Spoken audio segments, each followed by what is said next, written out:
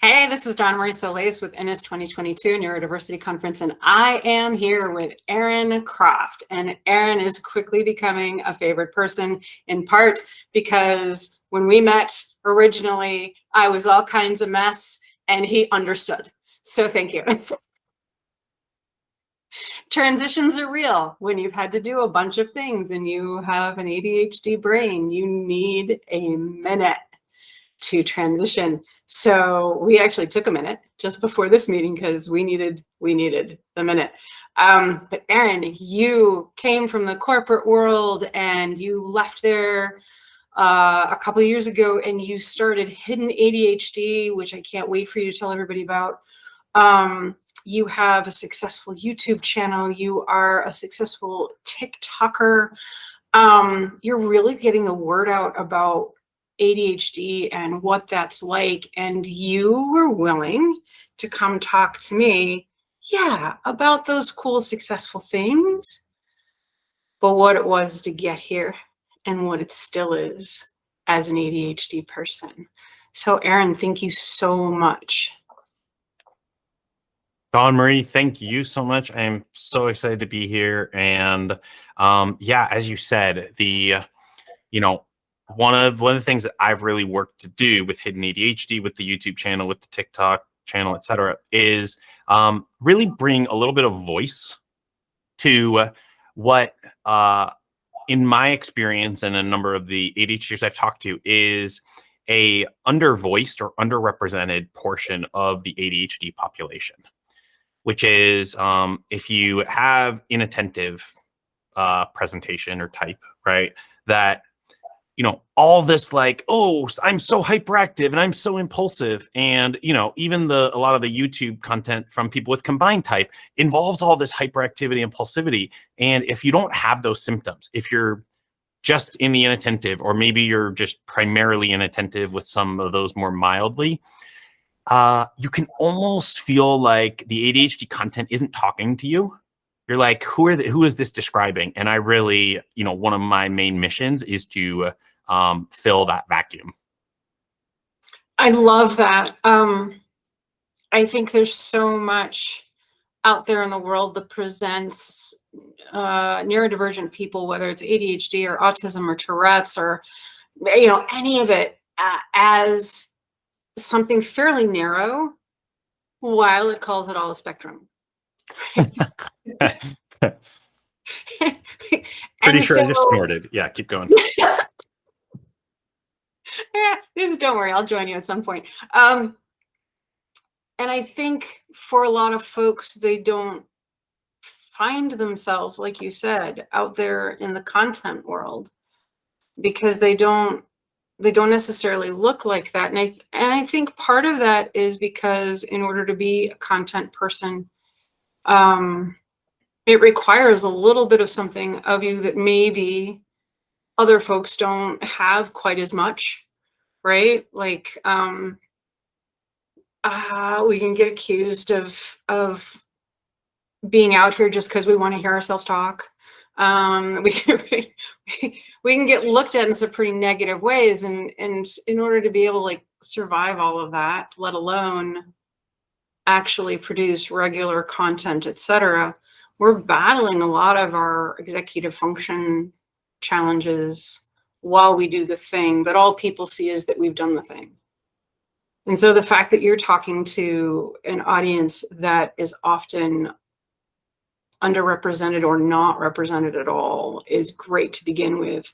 But also you coming here today to be willing to share some of your story about, I did do the thing, but it wasn't like I woke up one morning and ding, it all happened and it was easy, right? There's some stuff. Yeah. Do you want to tell us a little bit about your background and how you landed where you are? Yeah, it's all just rainbows and unicorns and win after win. No, so my background is, and some of you may already know it from hearing it before, but basically I was just like, I probably fit in the 2E category, like whatever. And I was a really good natural test taker. And for people who don't know what 2E is, that's twice exceptional. And that's a whole other set of videos So we won't deal with twice exceptional too much right here, but it is a thing. Go look in his content, you'll find it. Okay, go ahead. Perfect. Thank you, Dawn Marie. So I was just a naturally good test taker. And then I had a bunch of environmental factors that really had me do well in high school. Middle school was shaky. So this is literally just high school. And that was, I had pushy Jewish parents who were like, you can't screw off anymore. I had two older sisters who were like goody two shoes, who had taken all the classes I was going to take. So they were able to give me their notes. They'd also built a reputation with all the teachers that like they were predisposed to like me. And then I had a group of really smart friends who would then invite me to study with them. Anyway, long story short, you combine all those factors plus being a naturally good test taker, and I got like great grades. And this whole thing that masked a really dark reality behind the scenes, which was every single thing I did was only when I felt immense amounts of stress and panic. My study skills were non-existent. I would just do I would do homework outside the classroom before, waiting for the bell to ring. It was an absolute last minute. I never read a book cover to cover in high school. It was, they called me Cliff's Notes Aron. And I would use my personal charm to like get people to like give me their notes and tell me what they were writing essays on. And so anyway, so it hid this sort of dark reality that was behind the apparent results. And then with the apparent results, I got into Harvard. Wow. Oh my goodness. My life's going to be amazing. And when I got there, basically the dark reality no longer was hidden. And it started a 15-year free fall of just failure after failure until I was 33, broke, divorced, and earning minimum wage. Yeah. I don't have the same story, but I didn't go to grad school because I was absolutely sure that the barely by my fingernails holding on I was doing in my life was going to fail epically. And I think wherever you hit that, right? People hit it sooner or later. When you don't know your ADHD identity and you're not getting help, you're not getting good help for it. Let me make that emphasis, good help for it. There is a brick wall in your future that you are going to hit hard. I've had clients who have ended up with substance abuse issues because they don't know it's ADHD, right? I've had clients that have been in and out of prison because of anger issues. They don't know it's ADHD. And the people who are trying to help, if they have people trying to help, they haven't burned every bridge they ever had. They're not trying to help in ways that actually work. A lot of the rhetoric in their life is very negative and punitive and blamey and shamey and all right. Yeah, be less lazy, get a planner. Yeah. And even if you don't have people outside your brain saying those things, there's a whole chorus of them inside your brain saying those things, whether it's, imposter syndrome type things, or, you can't kind of look at the story you just told. And then I was, broke and minimum wage and divorced and right. And go, Yeah, I was just speaking to a gentleman earlier today, and what you just said, Dawn Marie, is exactly right. So I was like, tell me a little bit about some of these like productivity struggles with ADHD. And he's like, you know what? It worked. And it still kind of works, but I've hit a ceiling in my career.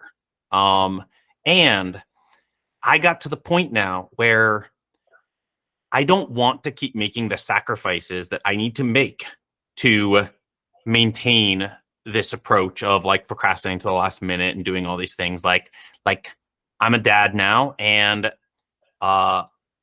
when I do this whole procrastination thing, I then give up sleep, or I give up time with my kids or my wife, And then when I give up sleep and I do all this, I also then give up time for exercise. And then when I do all those things, I don't eat well. And, you know, all these things are really starting to spiral. So like it worked for me until a certain point in my life. And now I'm at a point where like I can't keep going this way because it doesn't serve me anymore. Yeah, and I think folks like you and maybe this individual that you're talking about, those of us who do have the appearance of being able to do, um, there's a no excuses category that people put us in, like you're smart. Like the idea that we are smart means we should be able to do all things with exceptionality, right? We should just climb every mountain with no oxygen or gear. Like we should just like float and rise to the top of everything. And the idea that something is hard for us is reacted to with such repugnance, like sour face all the time. Like, wow, what do you have to complain about? You're smart and you're able and you're, just a lot of stuff that we've all heard throughout our lives, which can make understanding that it's okay that we need help and that we should be seeking help and that life could be better than it is. It just puts all of that stuff so far out of reach. So how on earth, there you are standing in your 30s going, well, that's messy, right? What happened that allowed you to pivot? Yeah. So there were really there were three things just to be fully comprehensive. So look, the first was the divorce. Um for the first time in my life, I had to take responsibility at a level I hadn't had to before. And that shift to like, I'm 100% responsible. And also, not only am I 100% responsible to get the results, but I get to bear the fruit of my like efforts was huge for me. And I think it's true for a lot of the ADHDers that I've worked with, that need to sort of see the connection between our efforts and the results we get. Number two was that I went and did a master's degree in coaching psychology. I told my mom it was because I wanted to be like a life coach or executive coach, which, like, spoiler alert, I ended up being. But the reality was that was like only partially true. Really, what I wanted to do was just figure out how to get myself to do what I wanted to do. Like this like internal battle of like, Aron has these goals and these dreams and this potential he knows he has. And I somehow cannot translate that to actually getting myself to follow through, stay motivated, etc. And so that was the second. And the third was about 6 months, well, actually about a year later, when I was about to fail out of my 8th job slash business. I then got a diagnosis of inattentive ADHD. And so it was the confluence of those three that really put me on a footing to where I am now. I'm so glad you got there. Like, I'm so grateful that you have found a way to do what you're doing. I think it takes a special kind of resilience that I'm not sure everybody feels they have. I think struggling as hard as you did, whether people saw the struggle or not, it takes so much out of us. We can get really sad and really defeated and all of that. And, you're doing so much good now. So, just as a fellow human being, I'm grateful you saw your way through it. But the way you have seen your way through it has allowed you to bring information and hope and help to others. What do you say to folks when they're like, yay you, Aron, but I've not got that in me. Like, I'm messed up. I'm always going to be messed up, and I'm too tired to deal with it. Yeah. So I'd say two things. Firstly, what I'm doing now is I'm tapping into like my natural fire, like the fire that's been burning in my belly since I was a teenager, or since I first learned that there's like self-help, and that like maybe someone besides my parents or my friends, that like maybe there's a solution to the crap I'm dealing with versus just doing my own thing. So, um, you know, I don't have to, there's not effort for me to be interested in productivity or be interested in business or be interested in peak performance. So the fact that I'm doing something where it's not like I'm like forcing myself to like do this thing because I'm gonna like hit some goal in 5 years, like my brain is incapable of that. Like I need to see like the goal I'm gonna hit in 5 minutes. So that's number one. But then number two, and I think this is important, and I think you and I really wanted to highlight this, is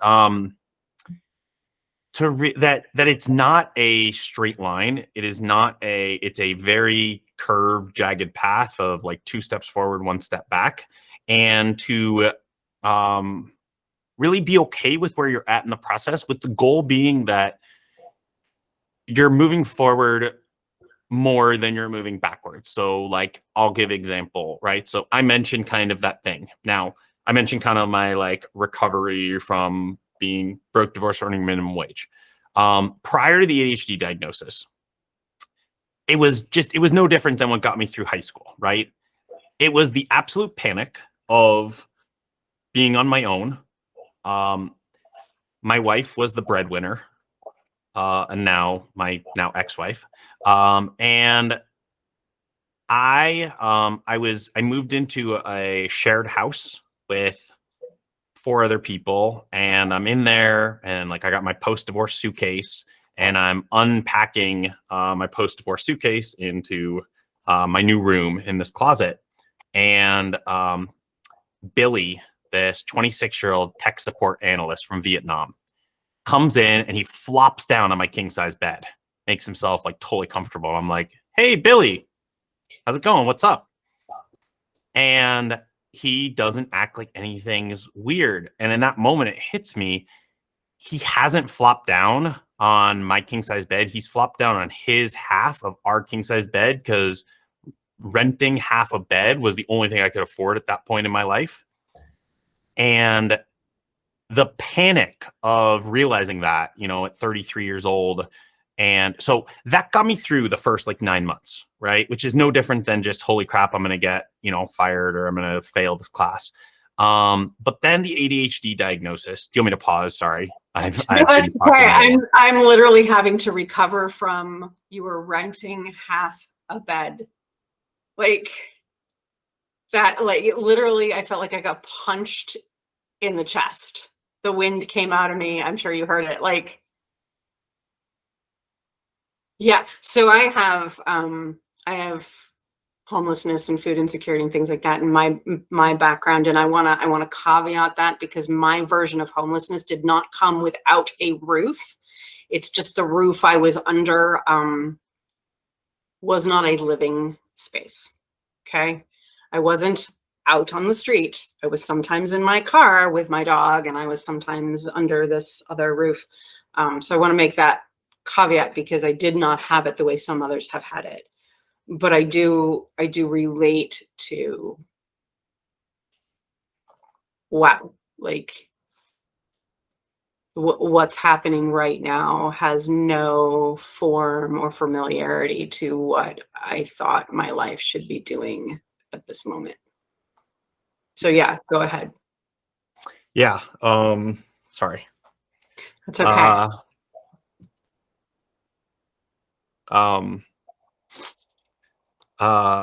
Yeah. So then, focus. So then, I mean, it was really just like so I like finagled my way through one job for 7 months, and then I finagled my way into an even better job. And I was in that job for 3 months, and I'd moved back to the US. I was in Australia. And I was living in Chicago, and I got this awesome job, and I was earning 6 figures for the first time in my life, and it was amazing. And then like 3 months in, I'm still under probation. Like history repeats itself. They're like, okay, like everyone likes you, Aron. Like you say all the right things, but your follow through and your work quality just aren't there. And you got to step it up because like your manager on this project, I was doing consulting at the time, like is giving you like really negative marks. So I freaked out. At this point, I was effectively living with my mother at 34 years old. I wasn't living with my mother. I was living with my mother's sister. Somehow that's better. 34-year-old single divorced Jewish guy living with his mom or his mom's sister. But it sounded better. Anyway, and I'm like, oh my God, I'm going to like get kicked out of this job. So anyway, I freak out. I'd met some friends in Chicago. One of them mentioned like having ADHD and that like he would take Adderall when we were going out drinking at night.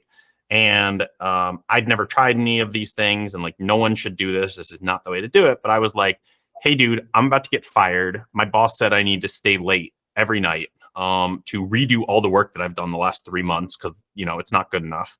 Like I'm already at my capacity. Like I don't have another like few hours to just do work. I was like, I need some of this like Adderall. He said no. I pushed him, and anyway, so he gave it to me. Totally illegal. You should not do this. Not safe. But I then got to work that next week and took it like, I don't know, 12 or 1 because I was like, I need this for like to last through the night. I didn't know how long it was, or last like to the evening. I didn't know how long it would last. And like it was like Alice falling down the rabbit hole. Like I literally like I sat down at my computer and I was able to focus on a boring spreadsheet that like that I had to do. Like it was my job. And it's not like it was like purely like the worst thing in the world. It just wasn't like super intriguing and interesting, but I could focus on it, not because it was so amazing and like novel, but just because I wanted to as my job, like what I'm supposed to do. And I was like, holy crap. This is what people have been saying to me my whole life. Like, Aron, just sit down and do the thing.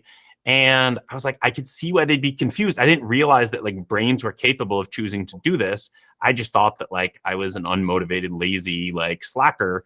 But it was like, oh, a brain can direct itself. And so it was like someone's been like describing the color purple your whole life, and like suddenly you go from colorblind to being able to see colors. You're like, oh, that's what purple looks like. Oh, okay, like that's doable. So that was my experience that kind of started me. And then I went and got an ADHD diagnosis because I was like, huh, I wouldn't think I'm ADHD because I have the inattentive type, right? I just thought ADHD was like a bunch of like hyper 6-year-olds like throwing paint at the wall and like running around like saying squirrel.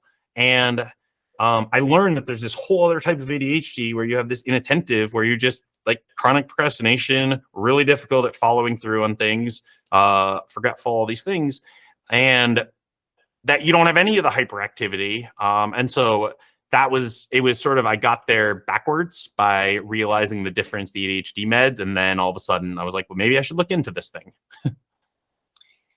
Yeah, I think subtext for me is growing up through your levels of school, through your jobs. If anybody had said to you, Aron, can you describe for me what happens when you feel like you can't follow through? And they didn't let you get away with, right? Like if anybody along the way had said, what's happening for you? And they were able to help you see, well, I'm getting anxious. I feel distracted. I feel for whatever reason, like there's this barrier between me and what I want to do. But if they had been able to help you articulate what you feel, somebody could have helped.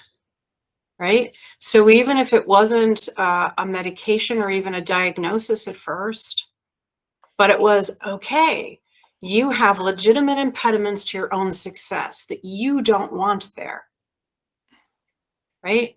Not you're lazy, you're a procrastinator, you're not the labels, not the blame and shame, but you have stuff in your way. It's a little bit as if the bedroom door is booby trapped with heavy things, right? So every time you walk out the bedroom door, you end up under an avalanche, right? And you're just like squished there. And people walk by and go, "What is your problem? Get up." And I'm like, "Oh, I'm kind of squished here. I'd need a little help, right? Like, could you move a block?" You know, it's so funny you say that, Dawn Marie, because that was the really surprising part for me about TikTok was, um, you know, I started posting like, here's like a tip for how to be more productive and just sort of that like, here's what you should do content. But the content that really resonated the most with people, made the biggest difference was, uh, you know, just saying, hey, here's what ADHD can look like in real life. Doesn't mean it looks like this for you, but you know, because the DSM criteria, like, has trouble doing chores and homework, and you know, can be chronically whatever, forget things, and like procrastinates, and this whole thing. It's just so high level and clinical. But when it's sort of like, hey, you you might leave crap out on every available surface, not because you're inherently a messy person, but because often when there's limitations in executive function and working memory, having things in a visual place is a way that we can sort of put our working memory external, right? So we can scan, like I scan my bathroom counter for what I need to do to get ready. So if I don't put my deodorant on my bathroom counter, I don't remember to wear deodorant. And this is, you know, pre-COVID times where the only person that would notice now is me, which we're okay. But like, you know, like those sorts of things.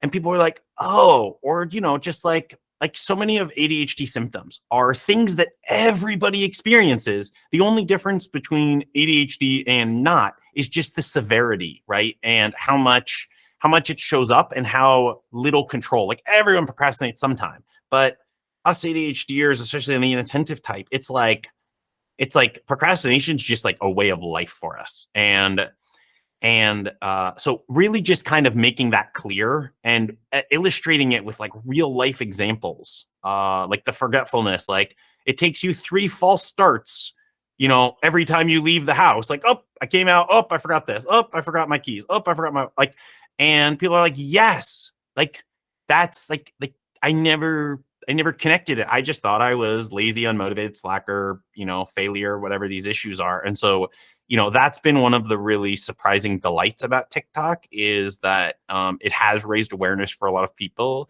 in a way that traditional awareness and diagnostic and mental health and, you know, health practitioners can't. Yeah, and I'm going to venture the guess that part of that is when you're in the world of diagnoses and you're in the world of psychiatrists and physicians and things like that, you can start to feel like a problem. And on TikTok, you can feel human with some stuff that's hard. And to me, the importance of being able to feel human and appropriate and valid and worth it and all of that stuff with stuff that's hard is like the thing that we are all almost desperate or truly desperate to discover. Where is the place where I can feel worth it and need help and need a plan and need somebody to please help me remember to brush my teeth? And and it can't be my phone, right? It can't just set reminders on your phone. No. Or okay, now I have 50 reminders. Which one do I respond to? Yeah. Yeah, and like I have a lot of, because I'm autistic too, I have a lot of sensory challenges. And some ADHDers have sensory challenges as well. But Yep. an audible reminder, something that there's really great content within Innis pathological demand avoidance. This is something that ADHDers can be dealing with as well, where anything that feels like a request, a demand, a need to, a have to, a must, right? Our brain decides that's dangerous space and we avoid it. So being able to learn, like using the term procrastination, that's a term given to us, but I'm not sure how valid it is, because procrastination indicates a desire to avoid, where I think ADHDers, the problem they feel is it's not a desire to avoid. It's a somehow my path from here to there has like sharks and quicksand and evil poisonous vines, and I have no idea how to navigate it. And when it's Right. something as simple as where did you put your keys down, people don't have space for that unless they experience it, right? What do you mean you have sharks and poisonous vines between where to, coming in the house and putting your keys down, right? Just put it in the same place every time. I would love to. I would love to. Would loved, but I don't. So you can yell at me or you can help me.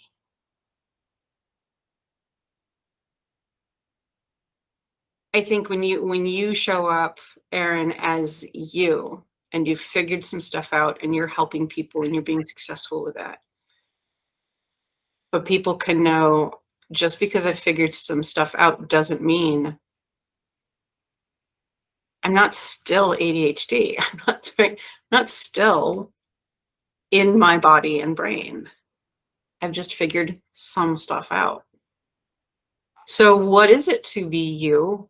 And now you're a content producer, right? You can't continue that as a way to support your life and to be helpful to people if you disappear for a month at a time, right? Your audience can still fire you just like your bosses could. So how is that working for you? What's going on for you in that space? Sure. Yeah, it's a great question, Don Marie. I mean, so the thing that I teach and preach, right? And it won't resonate with everyone, and that's okay, right? But is the idea that we ADHDers, especially on the inattentive type, right? If you can resonate with kind of what I've described, have been fed a lot of neurotypical strategies for productivity that just really don't work for our brain. And so what I teach is really 4 phases, but the first is productivity re-engineered. So rather than the traditional way that we've been taught productivity and all these different things, it's really this idea that I don't believe people should work harder. I believe that the way that we should be looking at productivity, so like the way I focus on it is there's basically 8% of your day. So we're talking like 2 hours max that if you use them right, you can exceed neurotypical productivity. Sure, yeah, you might have some emails to do outside of those 2 hours, blah, blah, but there's that window. And I start with people at just 30 minutes, but basically it's sort of my whole thing, right? The way I got through life was like, how do I put in the least effort and get the highest output? And now I'm using that for good, which is like, you know what? I've tried Stephen Covey. I've tried getting things done. I've tried Tony Robbins' time management. I've tried Brendan Bouchard's time management, like Jack Canfield's, you name it. I've tried them. And really what I found was ultimately I want to be productive, but I also don't want to be controlled.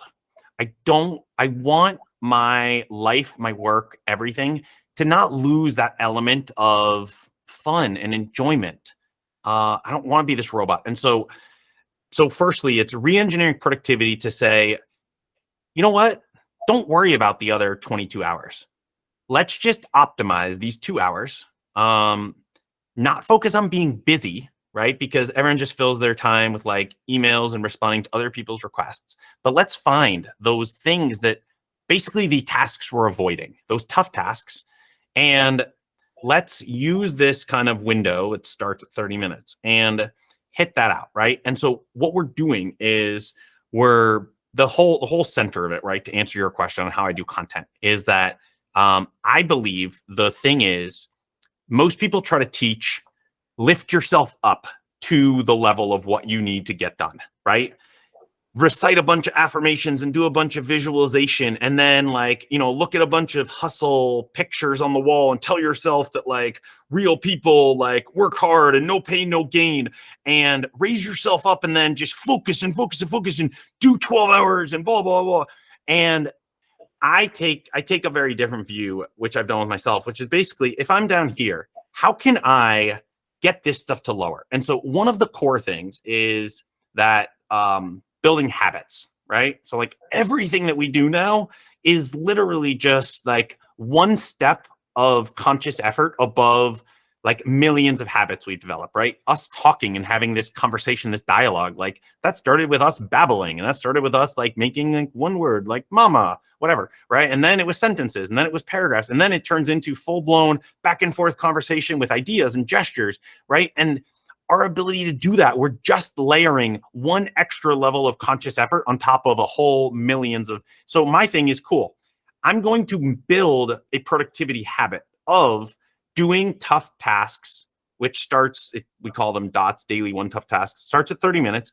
I'm going to just build a habit of doing tough things for 30 minutes a day. Because those are the things that stand in the way of our goal. And so what I've done is I've built that habit. And now then I just, we always expand a little bit conscious efforts. Then I built up to 45 minutes and an hour, and, and now I can do like 3 hours of tough tasks a day. Most people do almost nothing productive. They're just doing reactive productivity. I'm going to respond to these emails. I'm going to respond to these messages. I'm going to respond to these texts. My boss wants me to do this. They're not doing proactive productivity. If I'm going to create this, I'm going to make this happen, right? Like Dawn Marie, she made this whole conference. She found the speakers. She set up the website. Like she did the whole thing. That's proactive productivity. And most people don't have a good habit around that. So my secret around doing content creation is one, strong habits, which is really just, it really lowers the bar. And then two is just batching. So I always have a backlog so that I accept that I'm going to have off days and off weeks where I'm not going to feel like doing it. And frankly, I don't like to force myself to do things I don't want to do. So I'll use a little bit of effort in that tough task window to get myself to do something I want to do, but I don't like, sometimes there's more that I don't want to do that I can get done in that tough task window, and content doesn't happen those weeks. And so it's just building a system around me rather than saying the way my do things is wrong and I should be neurotypical. All right, that was a long rant. Sorry, I'm a little. No, I love that.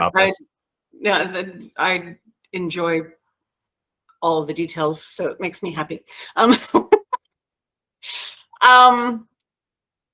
have a lot of 20-somethings and early 30-somethings that are running through my head right now who are like, Aron, that's so awesome because you have your own business and you get to tell you what to do, and I don't, and I'm minimum waging or barely more than that. And everybody tells me what to do and my brain explodes. And then I shut down and I don't go to work and I get fired. And right, like I'm hearing the yeah, but to what you just said. So do you have a response to that? Yeah, but like when you're just not in control of your life. But I agree with you. I think the ADHDer would in general say my best life would be is if I could truly run it. And most of what exhausts me is the fact that I can't. Sure. So I would agree that a ton of ADHDers would say that. And I would say that 90% of them are not yet in a position where if they did that, they wouldn't just fall on their face. Working for yourself, making your own decisions, there's a lot that's a lot harder about it. There's way too many decisions to make. You're like, now no one's counting on you, right? Like I could literally lay on the couch all day if I want to. Like I don't have a boss. So what I would say is there is again, back to our model, right? Which is unless you want to get to your goals through sheer grit and determination and willpower, which I don't know about you, I can only maintain that for like a hot second. Then what we need to do is we need to build a life based on building the proper skills and habits. So I would say that there are a number of habits that are a prerequisite to where you could go out on your own and be your own boss. Like, firstly, especially if you're in the States, or even anywhere in the world with online businesses, like there are opportunities to be your own boss. Which you can pursue, right? But what you need is you need the self mastery. You need those skills around how to get yourself to do the crap that you want to do. You need to put those in place. And so if you're in a thing where you can't control it, how could you develop some of those skills, right? So like I do a lot of public speaking now. I did Toastmasters like 3 times back when I was working for other people. I practiced my daily productivity habit when I was working for someone else. And all these little things, I practiced running projects, and I recognize that like you're talking people that have like zero say, but you could practice on your emotional control, right? Like that's something you have to do a business. You lose clients, you get negative comments online, people laugh at your social media, like practice your emotional control. Like, okay, great. You could practice your communication skills with that boss, and being able to mirror. So what you're saying is that it's really important that I sweep the bathroom by, the hour every day, because otherwise, if we don't, then you get yelled at by customers or something, right? Like they'd be like, yes, thank you. You're the first person that's actually understood it, rather than just be like, fine, I'll do it, right? So there's a lot of soft skills that are required. You could try waking up and working on other skills or working on your business. Like I didn't like my corporate job. Yes, it started paying the bills, but at a certain point, what happens is you move up Maslow's hierarchy of needs is once like your bills are paid, then you start longing for like meaning and purpose once you're out of survival mode. And I was like, wow, I saw all these people that were like retiring from the company after like 30, 40 years. And it was like, they threw them like a little like, okay, let's all get sandwiches in the cafeteria. And that was like, bye. I was like, holy crap. This is going to be me in 20 years. And that's not good enough for my life. Like, I don't want to play this game. And so I got to a point then where I was pursuing kind of meaning and purpose. But I completely lost my train of thought, but those were some initial ideas. ADHD. I got on a train, but I don't know where it's going. We were talking about the person who's watching this conversation and thinking but, and you did a great job. Maybe your train just landed, and it's okay. So I think part of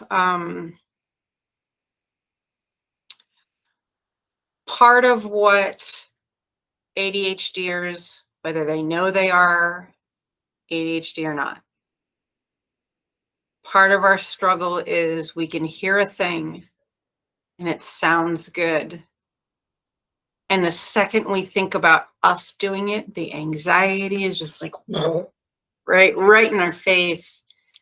It feels too hard. It feels too much. And we're right back in our cocoon, playing on our phone, playing video games, binge watching Netflix, like whatever. We're like, the second we get really excited. And then, and I think a lot of that has to do with we are not accompanied in our lives by people who know how to help with cheerleading that works. A you can do it cheerleader is often the wrong cheerleader for an ADHDer. What kind of cheerleading works for you? Yeah.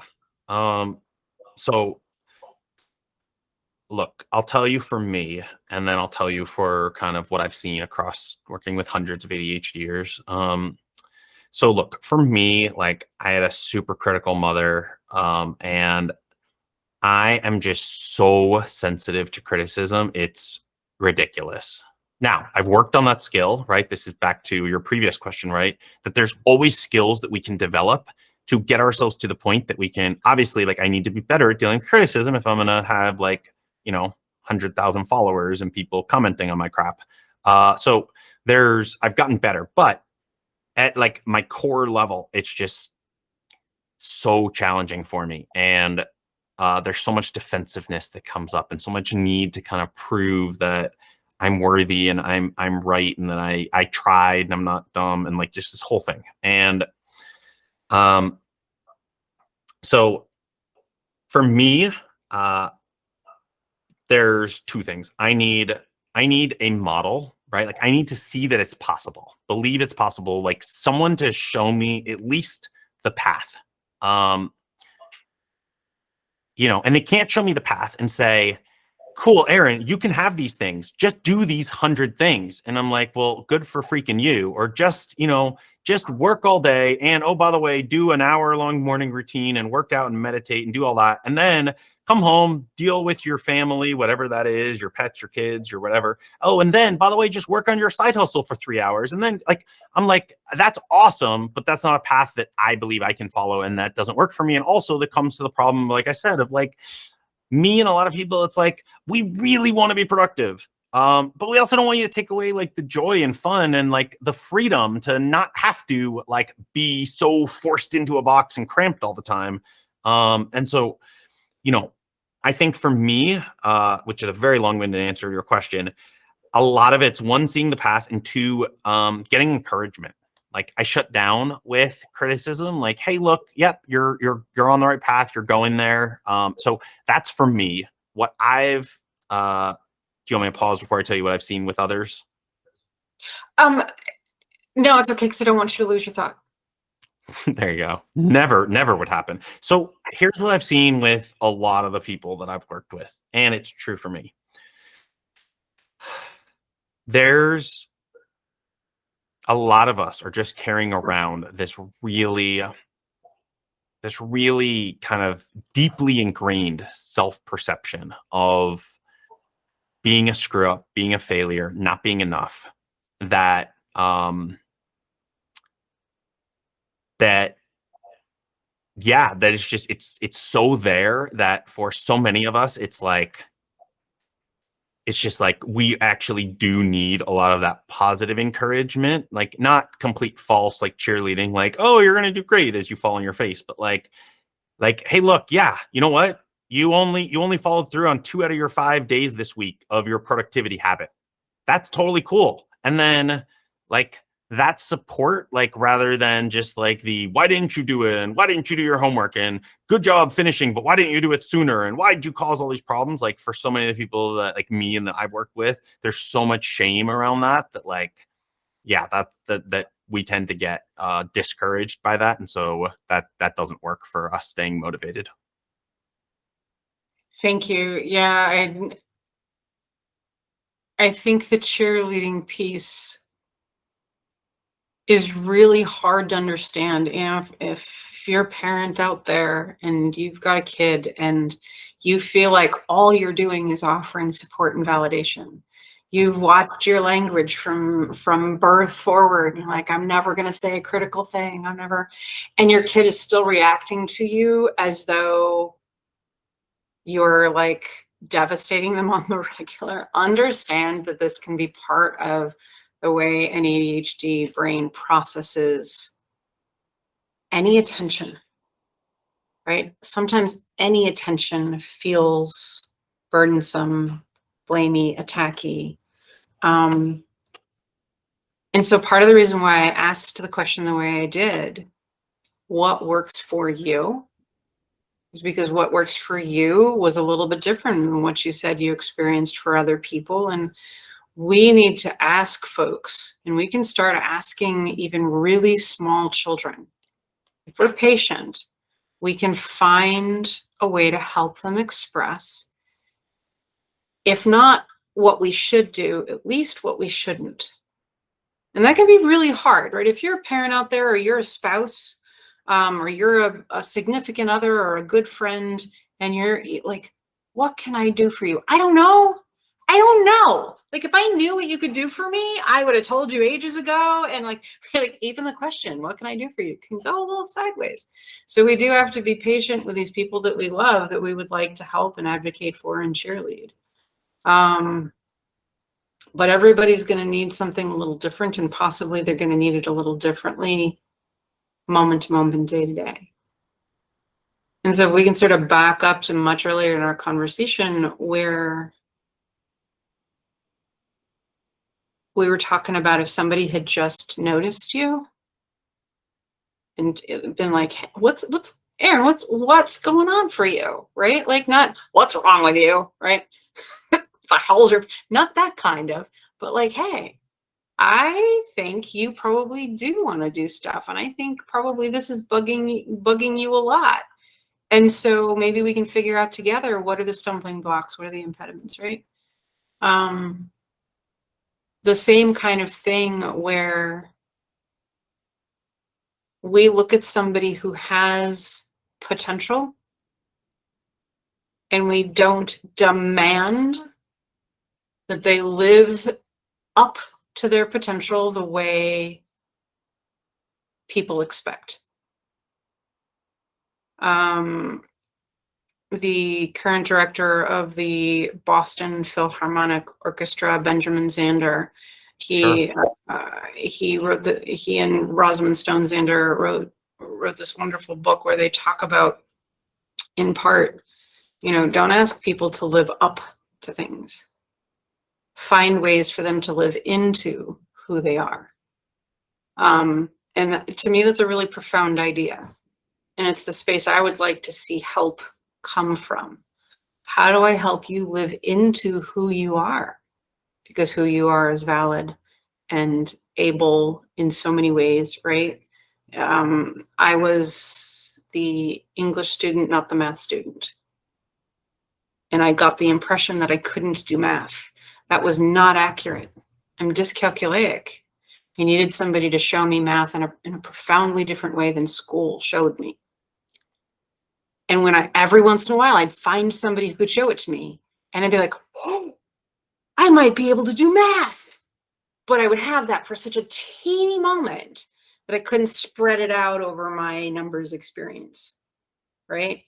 And I think many of us have these teeny little moments of a little light of hope, but then the rest of society just sort of rains all over that. It's like, all right. So, one, you're helping to build visibility for the reality of ADHD, what it is to live that experience. You're helping to share truly usable, effective ways that some ADHDers may be able to approach their life. So that third component, you got to every once in a while be talking to that frustrated parent, that frustrated significant other, that like, I've done everything I know how to do and they're not getting better. What do you say to those folks? Their frustration is potentially not the most grace infused in terms of the other person, but man, is it real and human and understandable and valid. Yeah. So it's valid. It's based on, evidence. There's, they asked you to take out the trash and you didn't take out the trash. Like, there's all sorts of things. They asked you to pay the bill and you didn't pay the bill. Like, there's consequences to all the things. So 100%. Here's what I found. And I think this is one of the huge missing pieces. Right. And, look, there's a part that will sound like a pitch for my program, but it's actually not a pitch for my program. It's a pitch for any program, getting support, whatever. And it's this. Doing these habits that I talked about, doing the productivity habits, right, is a skill. And how do we learn any skill? With practice. With practice, right? Repetition, failure, repetition, failure, repetition, failure. Practice, right?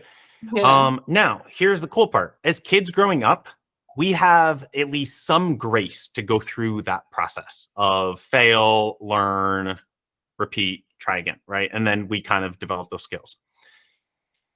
A lot of us that didn't have the support that we needed growing up because our neurodiversity wasn't understood by our parents. They didn't know how to best support us, to your thing. Like, how can I best support you? Or how can I avoid, tearing you down in a way that hurts you? Because we didn't have that, we've gotten to adulthood without some fundamental skills. And a lot of us end up using the adaptations that we developed. So, I talk to a lot of successful people that, aren't doing their work for their jobs until the very last minute. And so they do what they did with their parents, right? They lie, they hide, they hope they don't get found out. Then they scramble at the end, do it with panic mode, and pull it off and kind of get this sense of relief. And so here's the thing: to learn a new behavior, to take it on, we need practice.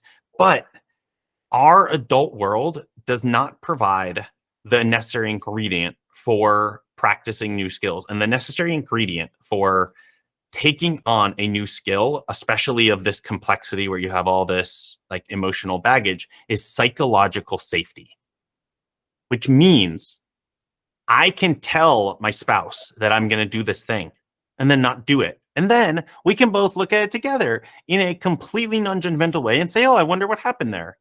What are the lessons learned? And so noticing that this was the biggest gap, the way that I've implemented this, and again, there's plenty of ways that other people can implement this, but is basically, I've used my position as an ADHD influencer and kind of a hub, if you will, to pull together groups of ADHDers in my programs that are all working on these core productivity components, right? We go through productivity redefined, then we go through lowering the barrier to make productivity easier, not you more willpower, right? Then we go through all the systems that you need to be successful. Then finally, we look at expanding, right? Because once you can trust yourself to follow through on a consistent basis, then you have to learn skills that you didn't learn, like assertiveness, and that you're allowed to craft your environment and make requests of people to set up things that work for your neurodiverse brain that aren't going to look like the way they look for your spouse or your children or your parents or your friends.